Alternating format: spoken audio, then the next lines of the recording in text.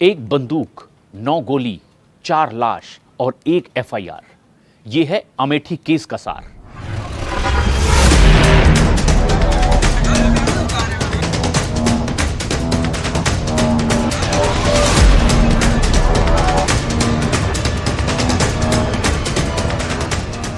उत्तर प्रदेश के अमेठी में दलित परिवार के हत्याकांड ने पूरे देश को झकझोर कर रख दिया।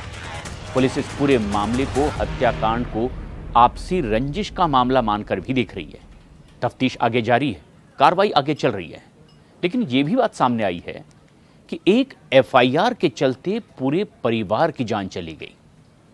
दरअसल शिवरतनगंज थाना और इस क्षेत्र का अरोवा कस्बा, इस कस्बे के मेन चौराहे पर एक घर, अचानक इस घर में गोलियों की तड़तड़ाहट लोगों ने सुनी।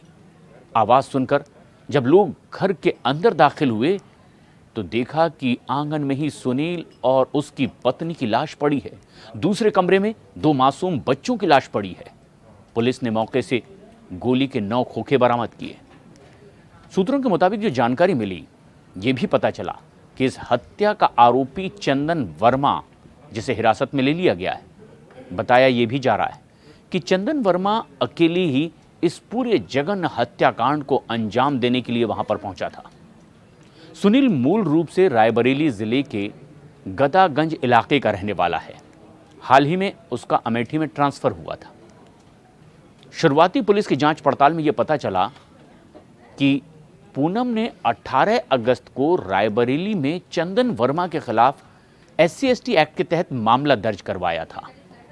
छेड़छाड़ का केस भी दर्ज करवाया।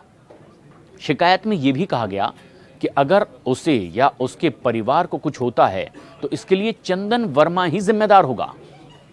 अमेठी के पुलिस अधीक्षक अनूप कुमार सिंह ने यह भी जानकारी दी कि इस जांच पड़ताल में यह पता करने की भी कोशिश की जा रही है कि इन 4 हत्याओं का क्या सीधा कनेक्शन उस तरह की एफआईआर से है जिसमें इस तरह की आशंका जाहिर की गई थी।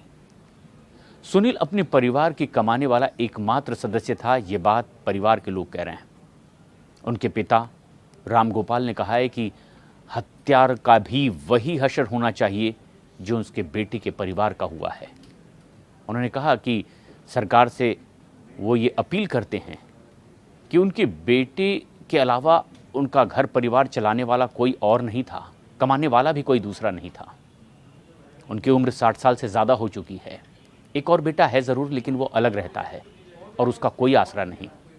लेकिन अगर किसी सूरत में उसे इस मृतक बेटे की नौकरी मिल जाए तो फिर वो शायद उनकी जिम्मेदारी उठा ले। रामगोपाल ने कहा कि उन्हें पता नहीं कि ये सब कुछ आखिर कैसे हुआ, क्यों हुआ, इसकी वजह क्या है। उन्होंने जानकारी दी कि उनका बेटा अमेठी में काम करता था और वहीं रहता भी था, जबकि चंदन वर्मा रायबरेली ज़िले के एक गांव का रहने वाला था। उन्होंने कहा कि उन्हें नहीं पता कि आखिर ये चंदन वर्मा कौन है, लेकिन उधर तफ्तीश आगे बढ़ रही है। चौगरी से बाहर उन्होंने ये बात भी कही कि मैं एक हरिजन हूँ, मुझे नहीं पता कि वो जिसने ये हत्या की वो किस जाति का है। उन्होंने बताया कि एक बार उनकी बहू ने उनसे कहा था कि उसने वर्मा के खिलाफ पुलिस में शिकायत दर्ज करवाई है, लेकिन मामले में कुछ हुआ नहीं।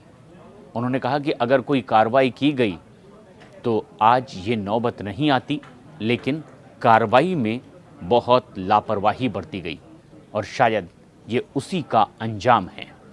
तफ्तीश लगातार आगे बढ़ रही है, लेकिन सूत्रों के मुताबिक ये बात भी सामने आ रही है कि आरोपी चंदन का बहुत अच्छा संबंध मृतक सुनील की पत्नी के साथ था, लेकिन किसी वजह से जब ये विवाद हुआ तो मामला थाने तक भी पहुंचा था और उस महिला ने चंदन के खिलाफ मामला दर्ज करवाया, एफआईआर दर्ज करवाई थी। और उसके कुछ दिन बाद जब वो बाहर निकला था तो उसके व्हाट्सएप स्टेटस में भी ये बात साफ लिखी हुई थी कि बहुत जल्द 5 लोगों की जान जाने वाली है।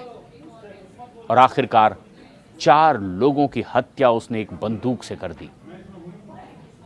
लेकिन बताया यह भी जा रहा है कि इस हत्याकांड को अंजाम देने के बाद, जिसमें पति पत्नी के साथ उन 2 बच्चों की उसने जान ले ली, वो खुद भी अपनी जान देना चाहता था, यानी खुदकुशी की भी तैयारी थी, लेकिन आखिरकार उसकी बंदूक में गोलियां ख़त्म हो गई और वो ऐसा नहीं कर पाया।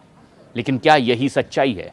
पुलिस अब इसकी तफ्तीश आगे बढ़ाए हुए है, लेकिन इस हत्याकांड ने पूरे देश को झकझोर दिया है।